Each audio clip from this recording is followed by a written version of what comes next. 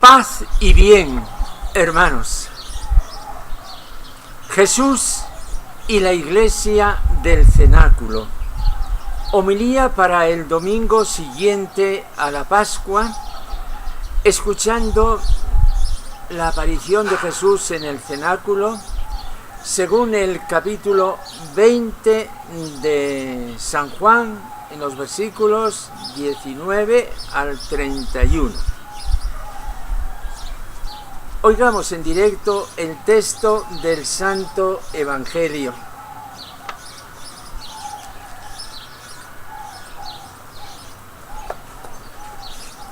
Al anochecer de aquel día, el primero de la semana, estaban los discípulos en una casa, con las puertas cerradas por miedo a los judíos.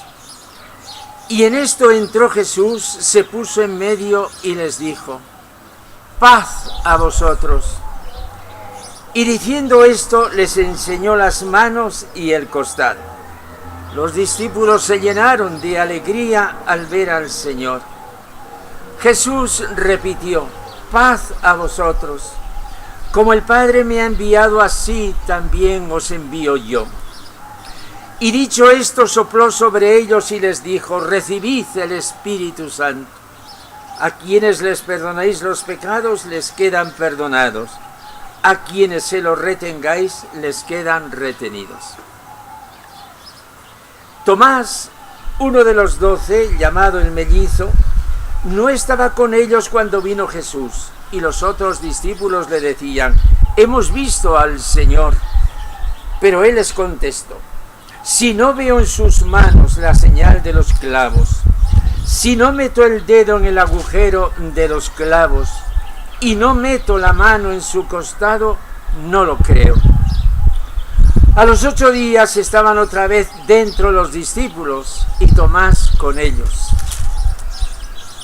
Llegó Jesús, estando cerradas las puertas, se puso en medio y dijo: «Paz a vosotros». Luego dijo a Tomás: «Trae tu dedo, aquí tienes mis manos, trae tu mano y métela en mi costado, y no seas incrédulo sino creyente». Tomás contestó: «Señor mío y Dios mío». Jesús le dijo: «Porque me has visto, has creído. Bienaventurados los que crean sin haber visto».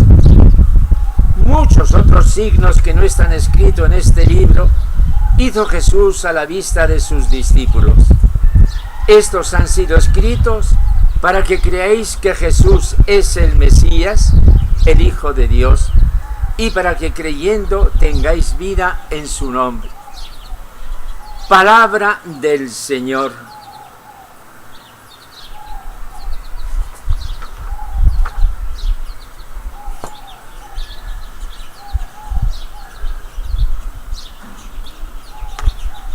Hermanos, hoy es domingo siguiente a Pascua, domingo octava de Pascua.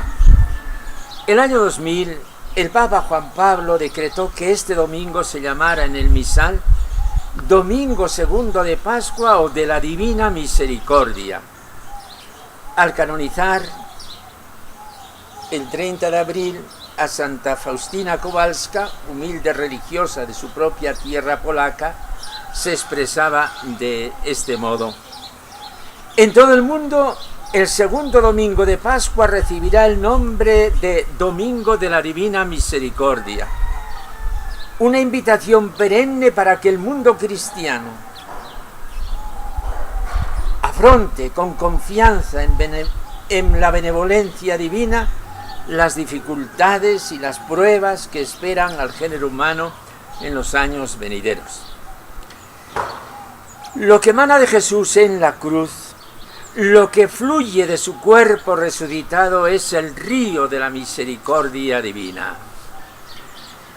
La misericordia divina es todo el amor de Dios que se nos ha dado en Cristo.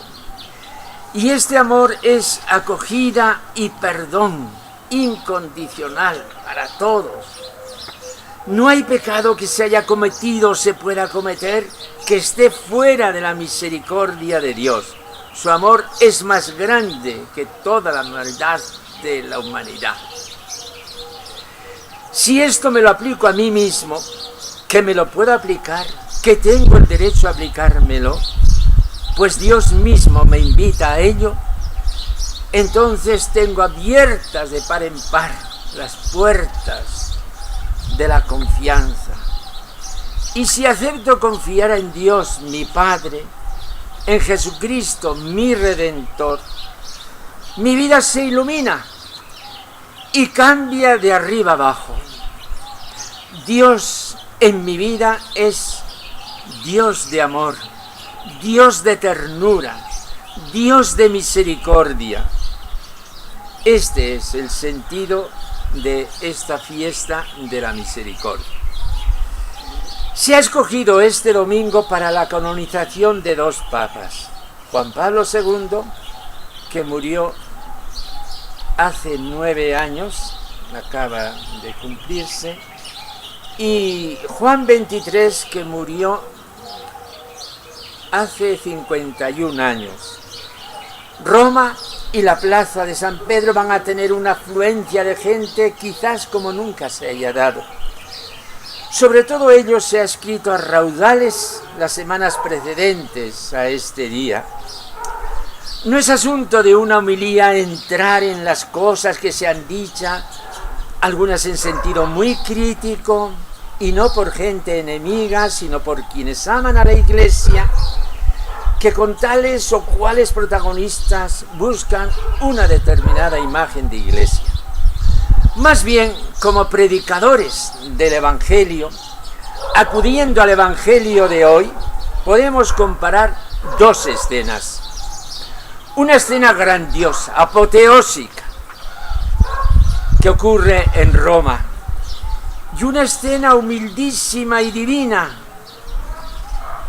íntima hasta donde más no puede ser, que ocurre en el cenáculo en la tarde de la resurrección y 8 días después.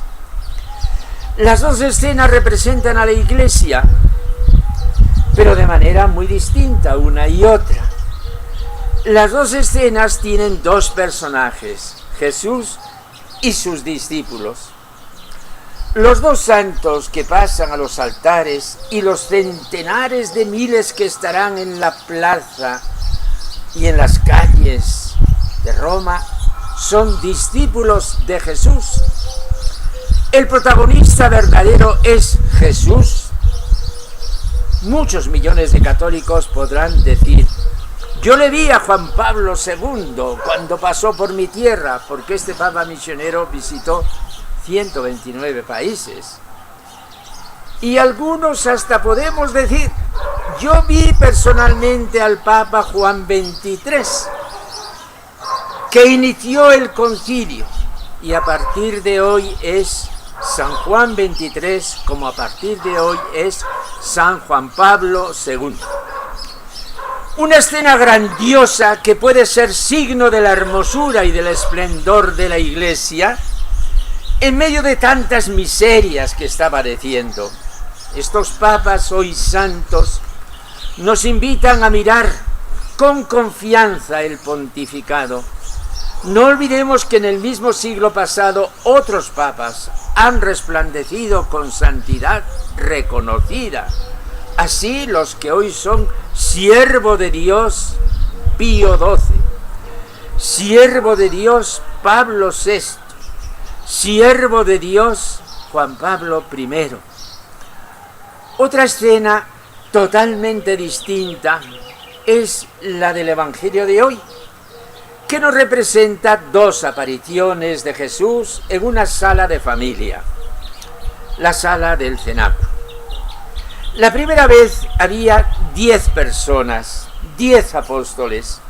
Judas definitivamente no estaba, porque había terminado fatalmente, ahorcándose, desconfiando de la misericordia infinita de Dios. Y en aquella circunstancia, por lo que fuera, faltaba Tomás. Estaban con las puertas cerradas por miedo a los judíos. Pero era la iglesia real y verdadera de Jesús. 8 días después eran 11. Estaba el grupo completo con Tomás. Aquí comenzó la iglesia. Lo que ocurrió fue algo realmente divino que jamás nos cansaremos de meditar, o más bien de saborear. Es lo más íntimo que nos ha contado el Evangelio. Y si lo ha referido es justamente para indicarnos, así debe ser nuestra intimidad con Jesús que se entrega a nosotros. Esta es la iglesia más bella y pura que sustenta todas las otras imágenes de iglesia que podamos forjarnos. Jesús se mostró de repente, estando a cerrojo las puertas, por miedo a los judíos, les dio el saludo de la paz, que era la absolución y el olvido de todas sus cobardías, y les mostró las manos y el costado. Aquí es donde la intimidad llega al último secreto. Jesús les mostró su corazón, ese corazón que había quedado manando en la cruz. Y los discípulos se llenaron de alegría al ver al Señor. Esta es la alegría que tiene la iglesia y que nadie se la podrá arrebatar. Y es la alegría que Jesús quiere que tenga mi corazón como manantial de paz. En aquel instante le transmitió íntegra la misión que había recibido del Padre. Paz a vosotros. Como el Padre me ha enviado, así también os envío yo. En aquel instante les entregó el Espíritu Santo, que purifica a la iglesia, que me purifica a mí. Recibid el Espíritu Santo. 8 días después, también cerradas las puertas, ahora presente Tomás, llegó Jesús. Y fue el encuentro, carne a carne, cuerpo a cuerpo, hombre a Dios. Jesús con el costado abierto, que es la puerta de Dios. Con un dulce reproche dice a Tomás: trae tu dedo, aquí tienes mis manos. Trae tu mano y métela en mi costado. Y no seas incrédulo, sino creyente. Tomás se entregó del todo y para siempre. Señor mío y Dios mío. Esta es la iglesia íntima en la que yo habito. Como Tomás, yo puedo decir a Jesús: Señor mío y Dios mío. Y escucho su respuesta, que me da el gozo para hoy y para siempre.